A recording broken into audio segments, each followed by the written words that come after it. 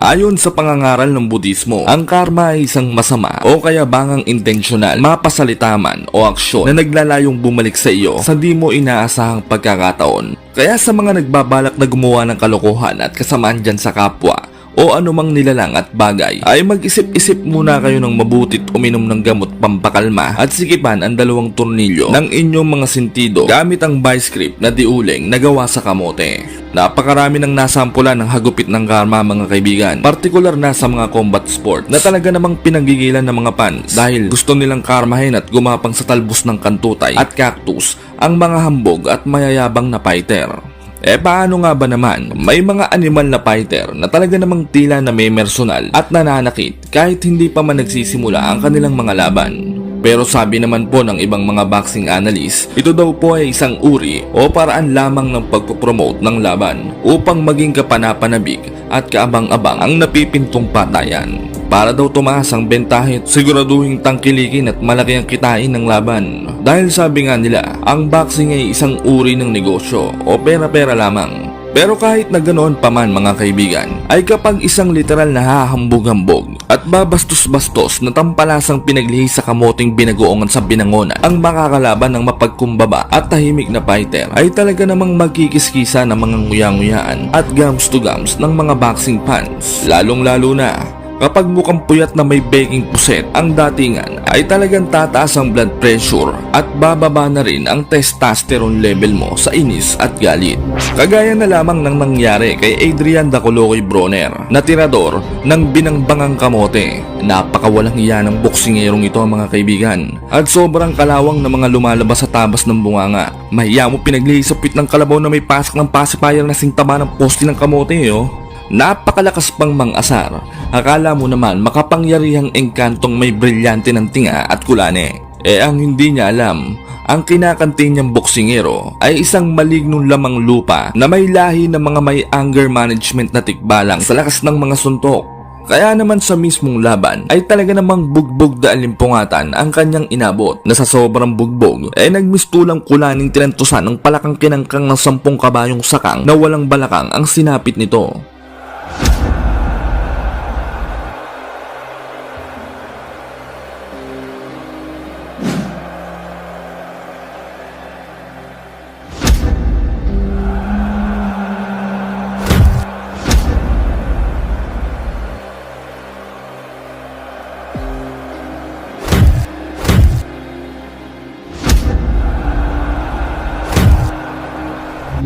Isa pa nga po sa talaga namang tumatak sa kasaysayan ng listahan ng mga tampalasang winasak ng magiting nating dugong maharlikang Pinoy na nagmula pa sa Maasin City, Southern Leyte, na tinuguri ang prinsipe ng mga sayan sa buong Pilipinas dahil sa simbigat ng isang truck na Emperador Lights na may tenga at buntot na may edits na bigat lang naman ng kamao daw nito, na kapag tumama man sa kahit na anong parte ng pangangatawan ng aswang at tao o miski kapre at duwending bodybuilder na 6-footer, ay talaga namang tulog malala ang aabutin kapag tinamaan ng solid.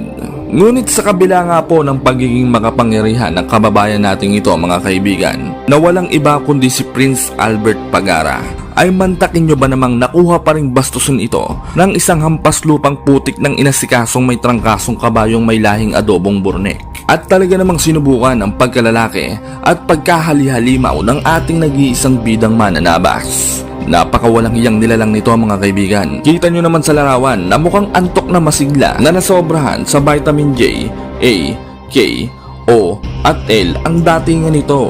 Ngumisi pa ng bahagya mahiya mo naman retiradong attorneng walang naipanalong kaso. Gusto ng balusubasi ng ating bidang halimaw kahit na weigh-in pa lamang mga kaibigan. Pinektusan ba naman at talaga namang kinuuntang maigi ang baba ng ating bidang halimaw nang para bang wala ng bukas. Samantalang ang ating bida naman ay tila natatawa pa at parang may masamang binabala na mahiya mo pusang nakatingin sa nakataklob na tulingan ng kapitbahay at bumulong nang mamaya ka sa akin. Talaga namang sisiga-siga kung umasta ang maanga sa tambog na mahiganong ito mga kaibigan. Akala mo naman talaga uubra ang pagiging class S na halimaw niya sa ating nag-iisang prinsipe ng mga sayan. Bukod niya po sa kaangas-angasan na ipinamalas ng Mexicanong si Jesus Antonio Rios sa kanilang weigh-in na kapatid sa ampon ng nanay ng kabit ng lolo ng tita at tiyuhin ng pamangkin ng hipag at biyena ni Brandon the Punching Bag Rios, ay napakarami pa nga rin pong kabalasubasang mga salita ang lumabas sa puwerta ng bunganga nito. Kukutusan daw niya ang large at small intestine ng ating bida sa pamamagitan ng umaapoy na body shot at kakalad ka rin papanhig papalabas ng lona gamit daw ang sinulid na gawa sa kangkong at tatapusin na raw nito ang namamayagpag na karera ng ating bida at papatikimin ng pinakamapait na uri ng pagkatalo na hindi daw niya malilimutan hanggat ito ay humihinga pa sa ibabaw ng daigdig. Dagdag pa nito ay papartidahan daw niya ang ating nag-iisang prinsipe ng mga sayan. Parehas kaliwang sapatos daw ang kanyang gagamitin sa laban at plastic labo naman daw ang kanyang gagawing medyas at hindi daw ito todo ang kanyang lakas at kapangyarihan dahil para daw sa kanya ang mga Pinoy ay mahihina dahil sobra daw ang pagkain natin ng kanin na siyang pangunahing nagpapahina ng pangangatawan ng isang nilalang na tao. Ngunit lingid niya po sa kaalaman ng Mexicanong tirador ng binulbulang sayote ay ginamos at kamote ang pangunahing pagkain ng ating nag-iisang prinsipe ng mga sayan. Kaya naman purong-puro ang pangangatawan nito at talaga namang malakalabaw na siniksik sa lakas ng kamao at galawan. Subalit sa kabila nga po ng mga kayabangan ng animal na Mexicanong ito ay may pagmamalaki din naman talaga ang damukos na ito mga kaibigan. Sa katunayan niya po niyan, sa naging amateur career nga po nito sa boxing ay nakapagtala lang naman po ito ng tumataginting may 111 panalo at 3 nga lamang po ang kanyang naging talo. Kaya ibang-iba din ang kalibre at hindi basta-basta ang kapangyarihan ng Mexicanong ito na anak nga po ng mag-asawang mambabarang at manananggal na may scoliosis at polio. Ginanap ang kanilang laban noong ika-7 ng Agosto taong 2015 sa Dubai World Trade Center, United Arab Emirates. Paglalabanan nila ang titulong hawak ni Rios na IBF Intercontinental Super Bantamweight title. May kartadang 24 na panalo, 18 ay tinapos sa pamamagitan ng brutal na knockout at walang bahid ng anuman talo ang ating bidang Halimao. Samantalang ang anak ng mambabarang naman ay may 31 panalo, 25 ay tinapos sa pamamagitan ng knockout at 3 talo lamang. Bagamat may 3 talo sa kartada, ang halimaw ng mambabarang na ito mga kaibigan ay pangitang-pangita na lamang ito sa experience at quality of position o bigat ng mga nakasagupang hunyangot halimaw. Kaya itinuturing pa rin ng mga boxing analyst at sikat na mga personalidad na heavy underdog ang ating bidang pambato. At sinabi nila na ito na daw po ang magiging kauna-unahang talo nito sa kanyang iniingat-ingatang kartada. Dahil sa mga di po nakakaalam mga kaibigan, ay ito rin niya po ang kauna-unahang beses na dadayo ang ating prinsipe ng mga sayan sa labas ng ating lupang sinilangan. Sa mismong laban, ang labo ng kuha ng video. Grabe, di pa kasi uso iPhone nun kaya tiis-tiis muna tayo ha. Sayang tuloy, ang ganda pa naman ng mga modelo sa gilid, mga nakasando lang Ano kaya mga Friendster niyan? Samantala, serious naman ay napakaganda ng dance step. Hindi mo malaman kung nagpipiko o sumasayaw Talaga naman Minumustra pa ang 2 kilikili na talaga namang parang inahit na puwet ng biik. Samantala, ang ating bidang halimaw naman ay naka-super saiyan porn agad. Tirik na tirik ang buhok, putok ang kulanin ni Rios dyan kapag nadikitan sigurado. Dilawang buhok, dilawang short, terno sa ngipin. Sa unang round, wala nang intro-intro at hinarabas na agad ng ating minahinang bidang halimaw ang mayabang at hambog na Meksikano at talaga namang pinatikim agad ng mga malaimpaktong mga kombinasyon. Sa round din na ito mga kaibigan ay mangyayari na ang kahindik-hindik na pagbagsak ng Meksikanong kontrabida.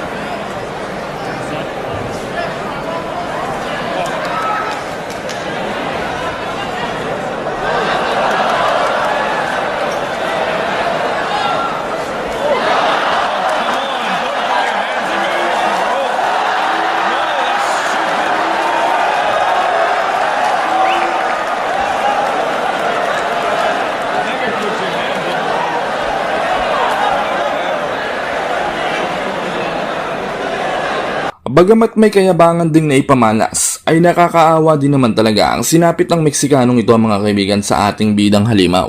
Hindi na ito nakabangon sa pagkakabagsak mga kaibigan at kinailangan pang bigyan ng oxygen. Makahinga lamang dahil muntik na nga po itong mapaslang ng ating bidang Super Saiyan na kalabaw sa sobrang lakas nito.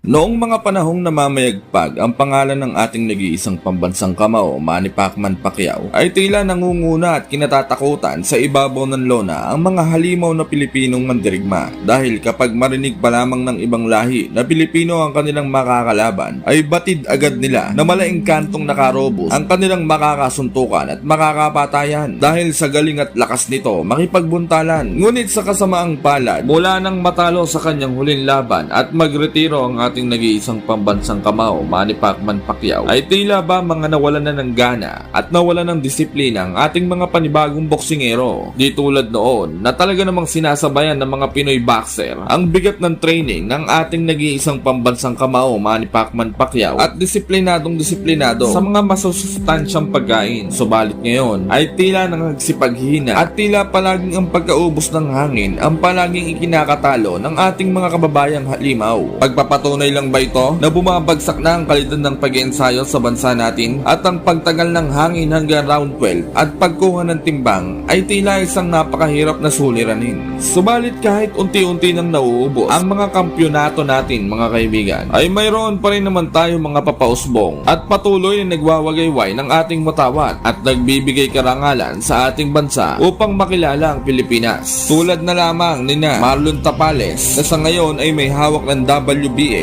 at IBF Super Welterweight belt, former IBF Super Flyweight Champion Jerwin Ancahas, former WBC Featherweight Champion Mark Magnifico Magsayo, former 4th Division World Champion Nonito the Flash Donaire, at ang ngayon isa sa pinakaabangang halimaw ng Philippine Boxing Society na walang iba kundi si Miel Fajardo alias the Silent Assassin na tirador ng sodium at betchin.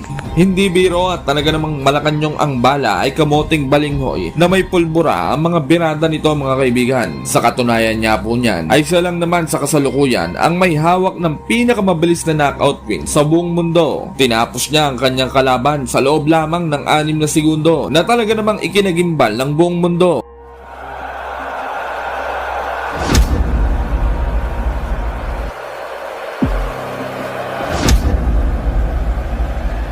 At dahil nga po sa pangyayaring ito ay sobrang dismaya ang inabot ng mga manonood dahil di umano ay unang subo pa lamang ng popcorn, isang himod sa chupa chups at 2 hibla pa lamang ng potato corner ang nakakain nila. Yung iba naman ay kakabayad lang daw sa tiket at naghahanap pa lamang ng mauupuan at yung iba naman ay nakapila pa sa bilihan ng tiket at nagtataka bakit nag-uuwian na ang mga tao. Akala daw nila ay nawalan na ng kuryente o may sunog. Kaya naman sa galit ay kinuyog nila ang teller na nagbebenta ng tiket dahil ayaw daw i-refund ang kanilang tiket dahil hindi pa nga naman sila nakakatungtong sa Araneta Coliseum eh. Mas mahaba pa daw ang orasyon at ang pagganta ng national anthem ng dalawang magkalaban ayon sa mga nakapanood. Ibinili na lang daw sana nila ng isang sakong bigas, isang kahong gin bulag at kamote ang pinambili ng tiket na busog at nalasing pa daw sila. Tubong Agusan del Rosario ang bidang halimaw natin na ito mga kaibigan. At tulad din ng ating pambansang kamao ay isang kahig, isang tukalang din ang pinagmulang pamilya nito. Kaya naman, sanay na sanay sa hirap at mga bugbugang trabaho ang pangangatawan nito. Kahit nga daw magtulong ang 2 kalabaw na bad trip, ay hindi daw uubra dito sa hilahang lubid at palakasang magmukbang ng talahib. Kaya naman, sa kagustuhang maiahon ang pamilya sa hirap, ay nagdesisyong sumabak ang tinaguriang Silent Assassin ng Pilipinas at ilagay sa isang hukay ang isang paa sa pakikipaglaban sa ibabaw ng lona. At dito na niya simulang gigimbalin ang mundo ng boxing. Matapos ang 3 impresibong panalo sa labas ng bansa ng tinaguriang The Silent Assassin ng Philippine Boxing na si Miel Fajardo,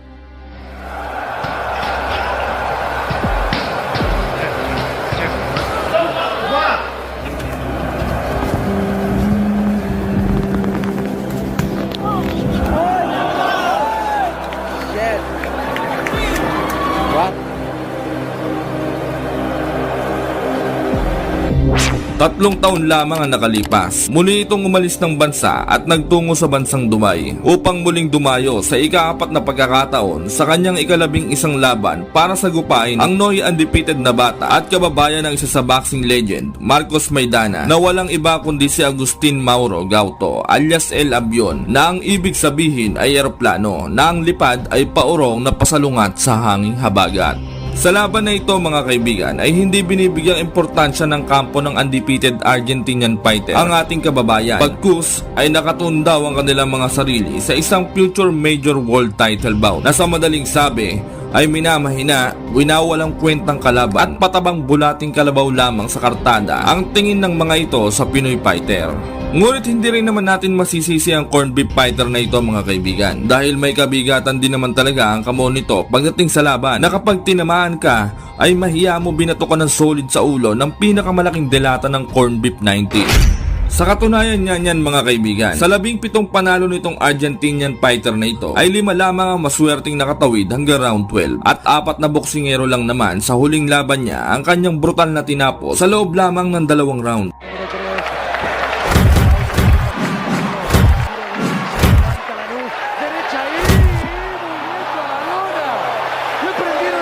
En la primera definición acá había una marca Martín antes del límite de jurado.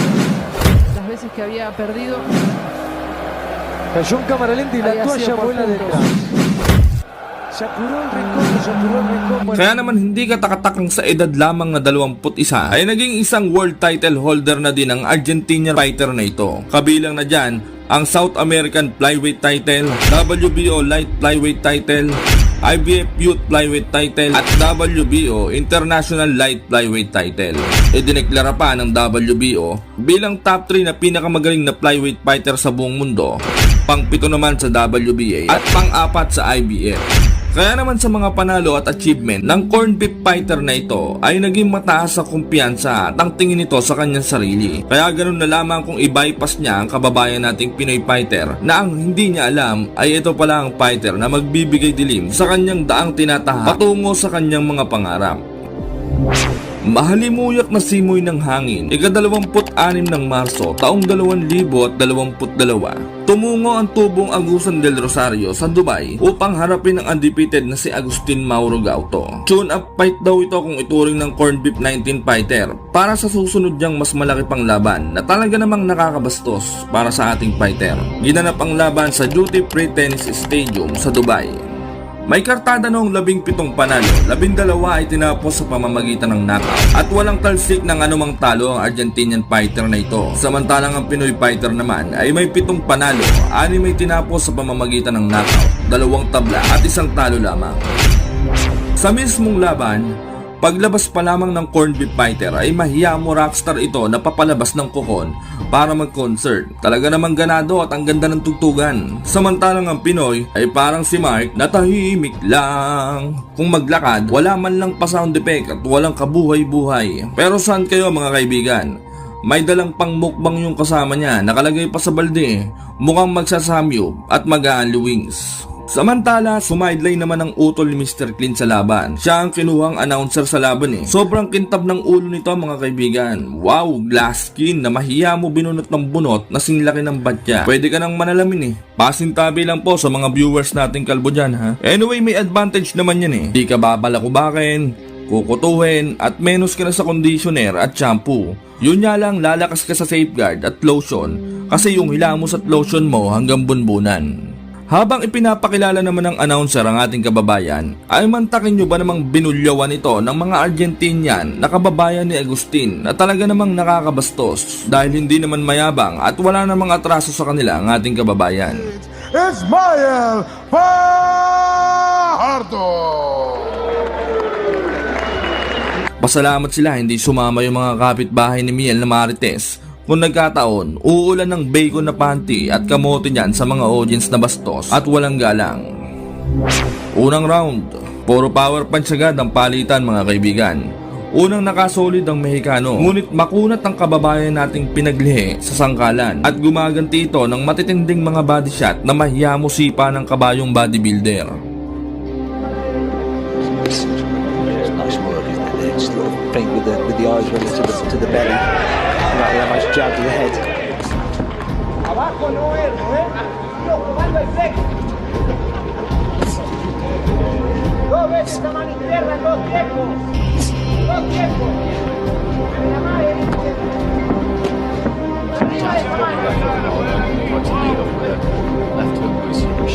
tira por arriba. Ahora por arriba, hijo.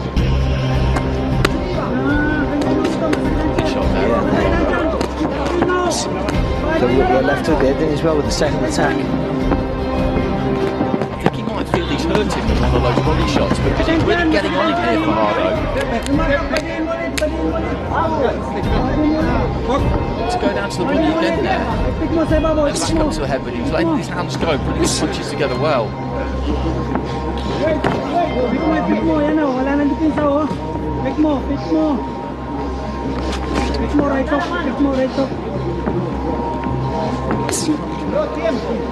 Solid jab in there from Galto. He needs to be a bit busier.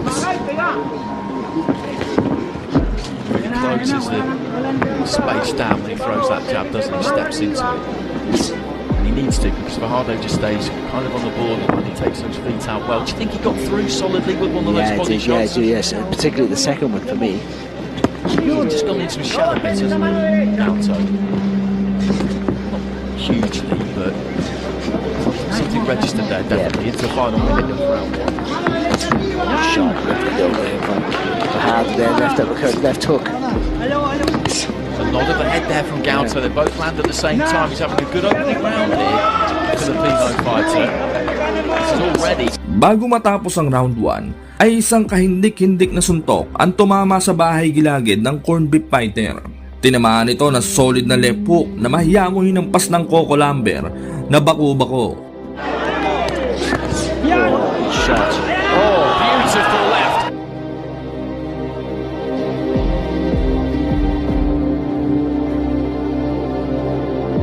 Itinaas pa nito ang kanyang dalawang kamay sa sobrang gulat sa pangyayari na mahiyamo inibabawo ng single na kalabaw. Samantala, nakatayo pa naman ito at naipagpatuloy pa ang laban. Tapos na sana ang laban, ngunit inabutang ng pompyang ng kampana ang Pinoy fighter. Kita naman, sa huling body shot na kung nasundan pa ay siguradong bagsak na ang corned beef fighter.